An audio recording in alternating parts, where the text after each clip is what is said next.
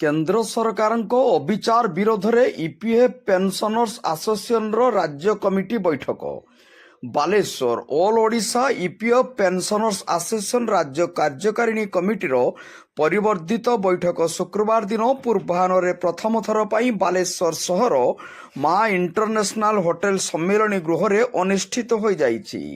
ରାଜ୍ୟ ସଭାପତି ଇଞ୍ଜିନିୟର ବିଜୟ କୁମାର ଜେନାଙ୍କ ଅଧ୍ୟକ୍ଷତାରେ ଅନୁଷ୍ଠିତ ଏହି ବୈଠକରେ ରାଜ୍ୟ ସାଧାରଣ ସମ୍ପାଦକ ତଥା ଜାତୀୟ କମିଟିର ଉପସଭାପତି ଭାଗ୍ୟଧର ବ୍ରହ୍ମା ଆଲୋଚନାର ବିଷୟ ଆଗତ କରି କେନ୍ଦ୍ର ସରକାରଙ୍କ ଦ୍ୱାରା ପରିଚାଳିତ ଇପିଏଫ୍ ସଂସ୍ଥାରୁ ମାସିକ ସର୍ବନିମ୍ନ 1,000 ଟଙ୍କା ଓ ତହିଁରୁ କମ୍ ଟଙ୍କା ପେନସନ ଭୋଗୀଙ୍କ ଆର୍ଥିକ ଦୁରବସ୍ଥା ସମ୍ପର୍କରେ ଜଣାଇଥିଲେ।